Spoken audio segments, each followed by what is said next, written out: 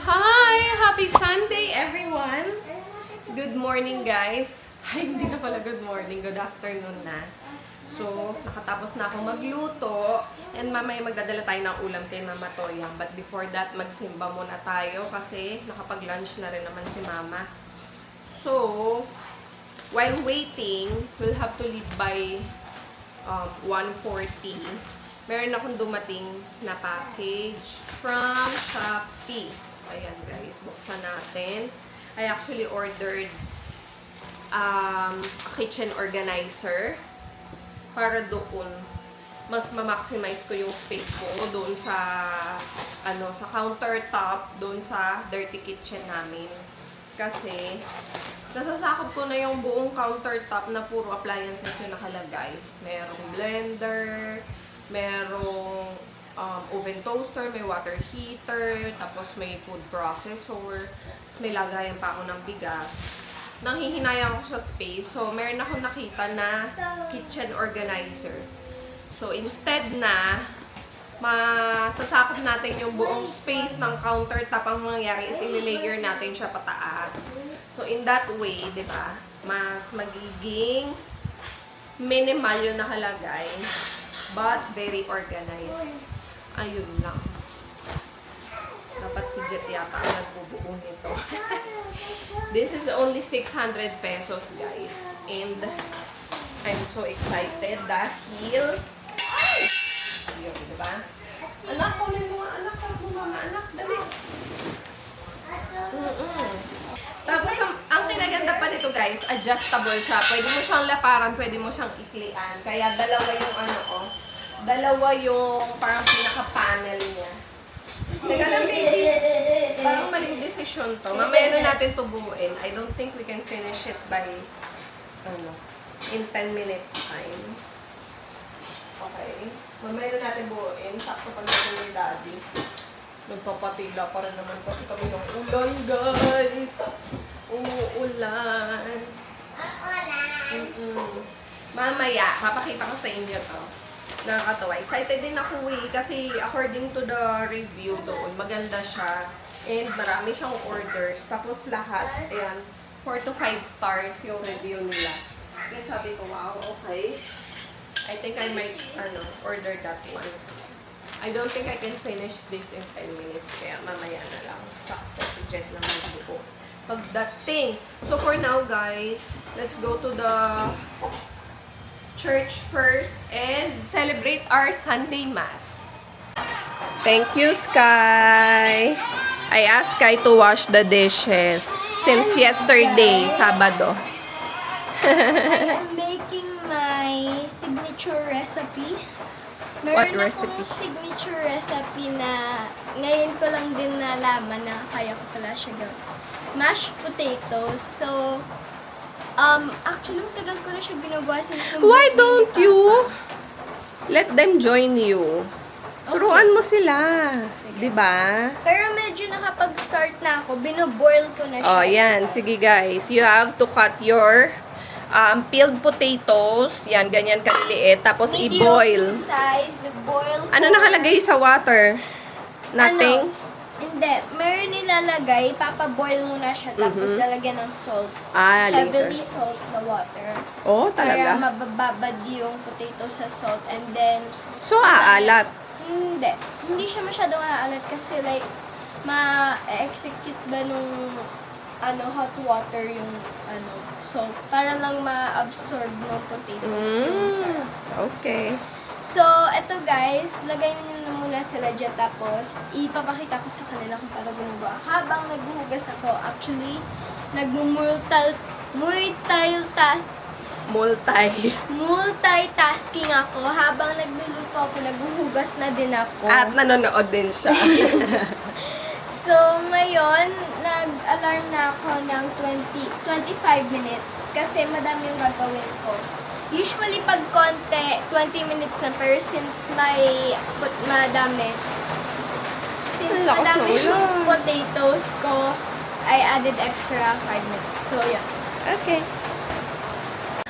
Girl, ang lakas ng ulan. Ha? Dito tayo na. Gusto kong magsimba. Gusto kong magpunta kay Jesus. Nakabihis na tayo eh. Gusto kong magpunta kay Jesus. Kita ka nila, oh. Si Claudia, oh. Puro kalokohan. Patilain lang natin yung ulan konti, okay? Ate, I love you. guys, look our ate sa nanon. Naglalaro siyang sandbox melon. I like it, that's nanon. You like sandbox melon? Yeah, Why do you like sandbox melon? I love it. Why? I love it. Because? Yes, I love it the other. Because I love it. Ikaw, why do you love it? Because I love it.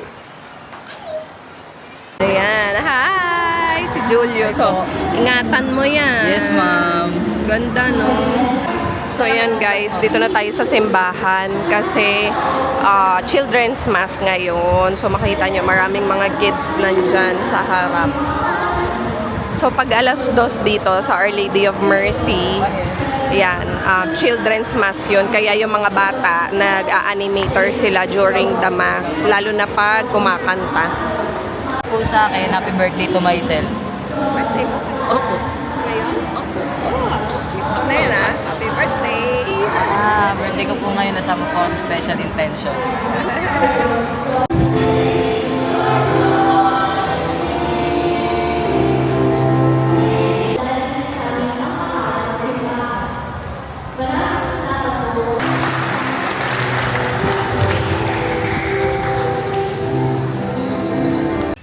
Gising? Tulog? Tulog? Gising.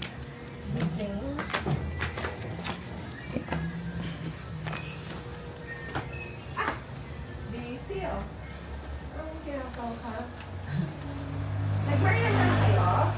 O yan. Pakain may pasta meron dyan. Mama! Ma! Hi! Mama! Hi! Kamusta ka na? Ikaw talaga? Kamusta ka na? Ano yan? Ano yan? Ano yan? Oh, anong ginagawa mo? Kumain ka ng dragon fruit, ano? Hindi ka pwedeng mag-deny, mayroong ebidensya. Hatiin mo na lang, te, sa dalawa. Meron na akong pasalubong sa'yo. Ano? Pasta. Pasta. Pasta. Oo, masarap. Ano pasta? Ano? Kakainin natin. Spaghetti. Pasta. Carbonara. Akal ko na yun. Carbonara. Oo, sabi mo carbonara. Sabi mo carbonara. Carbonara. Carbonara. Dali-dali, subukan kita. Nandito na yung mga stocks. Meron tayong dalawang malaking Colgate. Alam niyo, nagulat ako dito. Hindi ko in-expect na ganito siya kalaki. Buy one, take one kasi to sa Shopee. Tapos, parang less than, ano lang to, 500. So, gulat ako, ang lalaki pala niya. So, yan, sakto. Meron na silang pang stock dito. Na mouthwash. Para yan kay mama. Tapos, ito na yung mga tissue. Uy. So, ikaw na mag-ayos, eh. But it's out now. Ito na. Tapos na. Ano yan? Tapos na. Ang alin? Bumahaba? Ay. Pero makiyat hindi. Ganun ako dito. Para kung bumaba agad. Ito. Oo. Dali-dali. Tikman mo. Oh, ana. Sarap, di ba? Luto ko yan. Oh, ana. Dali. Lakay. Open. Tikman mo. Oh. Oh, sige. Oo. Oh, dali. Oh, malaki. Oh, open. Open na nga ni. Lo. Oh, dali. Ana. Nga. Bakit tayo mo? Ano na ako? Oh, dali. Oh, dali. Buka bibig. Buksan mo. La, iba yung coordination niya. Oh. Dali. Open mo, open. Dali. Oh, ito nga. Nga. Oh, ganda, oh. O yan, punas mo, punas. Yan. Ano? Ah. Sarap? Mm-hmm. Diba? Sarap, diba? Oo nga, ayaw lang. O, sige, ito pa. Sana, lagay na. Ano? Lagay na rin. Ilagay na doon? Ilagay natin sa bibig mo. Sarap, ano? Lapit pa niya. O, dali, ah. Sabi niya, carbonella. Ah. Sarap? Ako nagluto niyan. Ayan, ayan. Oo, si King yan. O, ana.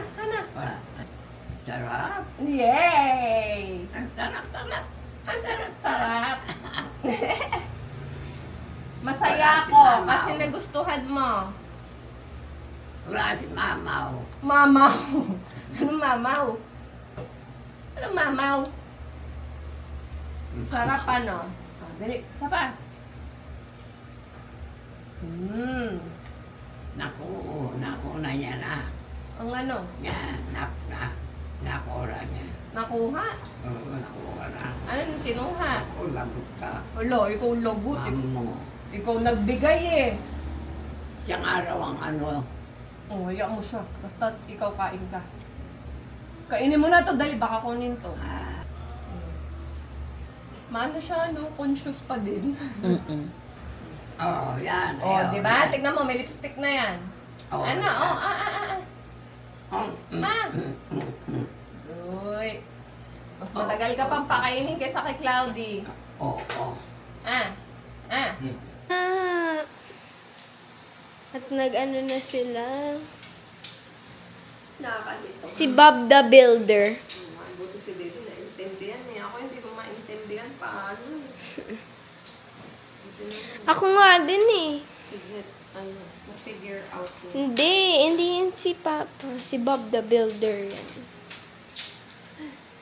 Ito na yung gulaman mo. Bigyan mo na yung price. May pauso na naman kami. Gumawa kami ng sagugulaman ba to? Yes. Gumawa kami ng sagugulaman. May pa, ano pa kami. Tawag dito yung pangapag... Crush ice? Hindi. May, ano, yung like pag ikaw yung pipili ng mga ano mo. Yung sa... Service. May self-service pa kami. O, ganyan, o. May ganyan pa kami. Tapos na ganyan. Tapos may pa-crusher. Ano na ang tawag dito? Ice crusher. May pag ganun pa kami. May yellow pa nga sa loob eh. Masarap naman siya. Harap mo sa iyo nga. So, gagawan ko na muna si Cloud ng sagugulaman. And then, kasi gusto niya daw eh. So, gagawan ko na muna siya. And then, update ko sa inyo guys. Si Mami na pala mag-update sa inyo sa next gagawin. So, yan. Pero parang hindi pa ako sobrang satisfied doon sa ayos niya. Feeling ko mas mamamaximize ko pa siya. Pero for now, yan. Yan na yung pinaka the best na naiisip ko to fit my appliances, kitchen appliances. Actually, hanggang dito siya kanina. Yan. Kasi extendable to eh. So, kung makikita nyo, ayan o. Meron pa siyang konting space. Tapos, ito yung mga adjacent din para dun sa bracket. Kaso, nung inilagay ko na tong microwave, alanganin yung space niya. Meron pa siyang mga gaganyan space. Kasi meron pa ditong konti. At saka, pag in-extend natin yan, halos may isang dangkal pa na space. Kaso, wala na akong mailagay dun dahil alanganin na siya. Eto, pwede sana to ilagay pero patagilid. Naisip ko, may hirapan ako kasi dahil nga, kumbaga tanggal kabit pa ang mangyayari. Eh, gusto ko nga sana, kung paano sila nakalagay dyan, ganun na din sila gagamitin. Puwera na lang yung mga nandito sa taas. So, ito yung induction cooker ko. Tapos, waffle maker nandiyan. Tsaka ito, Yan, dyan na yan sila. Pero pag gagamitin yan, ibababa. Syempre, for safety purposes din. Pero as storage, yan na yung pinakapwesto nila. Tapos, dito sa baba, sa second layer yan, dyan na yan gagamitin yung oven toaster. At saka itong water heater. Kasi since ito naman ay metal, hindi siya makaka-affect kahit na mag-secrete sila or mag-emit sila ng heat. Tapos, ito yung multi-cooker ko na maliit. Feeling ko ito, baka ilipat ko siya dun sa taas. Dito, tas ito, ia-atras ko siya since may space pa. Tapos, yung panini maker, yan, pinatong ko na lang siya dito sa may microwave. Pero pag gagamitin to, syempre, tatanggalin na lang natin. Pero for, 'di ba, storage purposes, dyan siya. Ito microwave, dyan na din yan. Dati yan galing doon sa loob.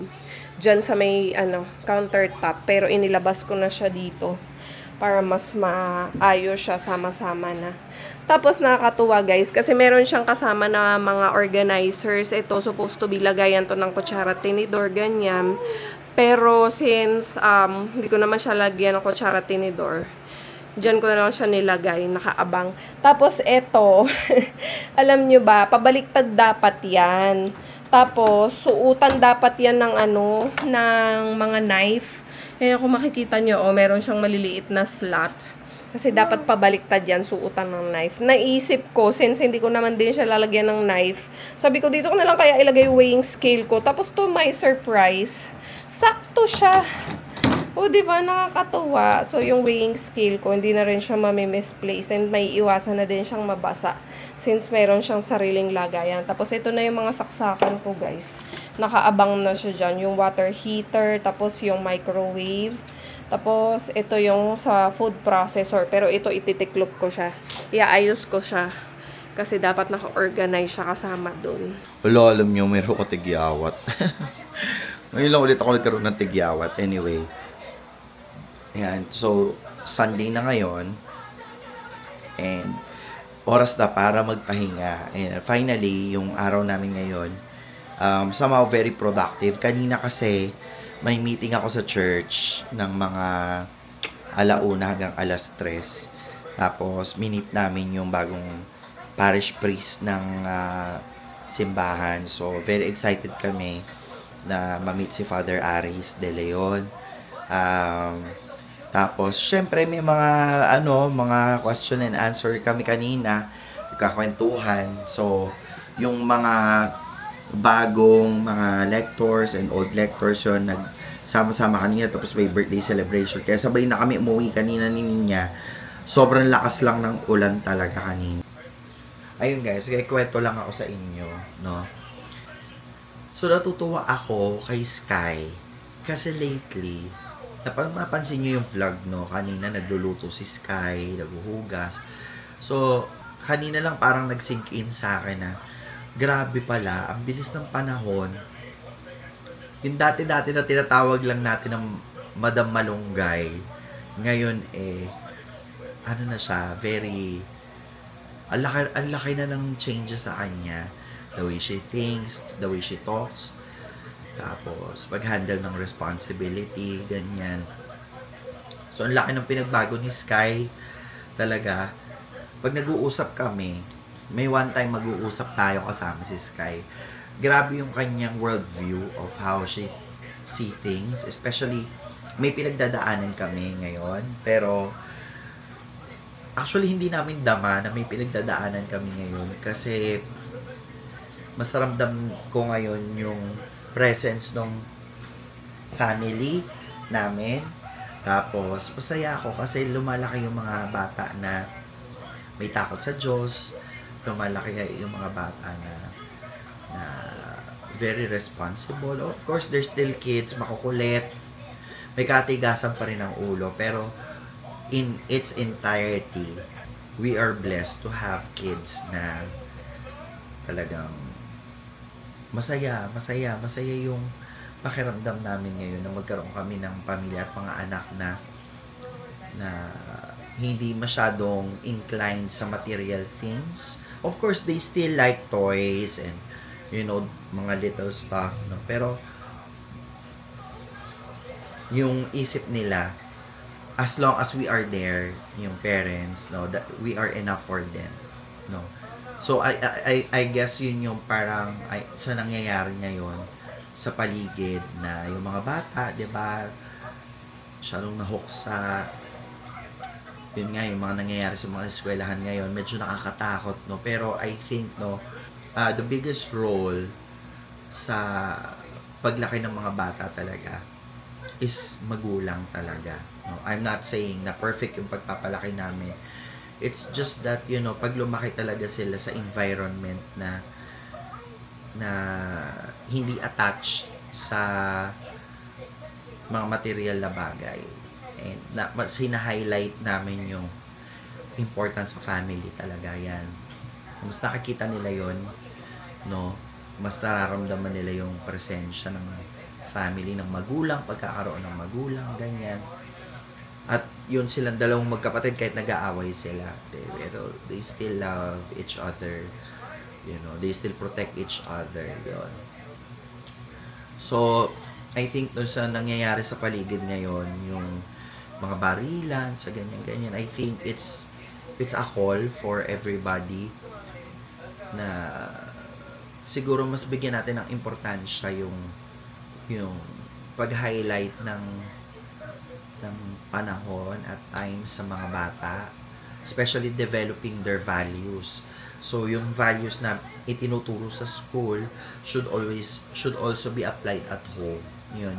I think that's what we're missing nowadays kasi sa sobrang hirap ng buhay, sa sobrang dami ng nangyayari, sobrang bilis ng pangyayari, na nabubura na yung pagbibuild ng values and character sa mga bata, no? So very important yun.